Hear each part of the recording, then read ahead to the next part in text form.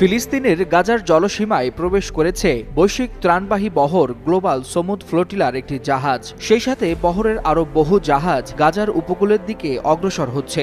আন্তর্জাতিক সংবাদ মাধ্যম আল জাজিরা জানাচ্ছে, গ্লোবাল সমুদ ফ্লোটিলার লাইভ ট্র্যাকার অনুযায়ী মিকেনো নামের একটি জাহাজ ইতিমধ্যে গাজার আঞ্চলিক জলসীমায় প্রবেশ করেছে। তবে সেটি ইসরায়েলি বাহিনী আটক করেছে কিনা তা এখনও পরিষ্কার নয়। এদিকে আরও 23টি জাহাজ গাজার দিকে অগ্রসর হচ্ছে। গ্লোবাল সমুদ ফ্লোটিলার তথ্য বলছে, বর্তমানে কার্যকর জাহাজের সংখ্যা দাঁড়িয়েছে 24টি। এর কয়েকটি ইতিমধ্যেই গাজার কাছাকাছি পৌঁছে গেছে। গ্লোবাল সমুদ ফ্লোটিলা মূলত সমুদ্রপথে গাজায় ত্রাণ পৌঁছে দেওয়ার একটি আন্তর্জাতিক উদ্যোগ। এই নৌবহরে রয়েছে 40টিরও বেশি জাহাজ।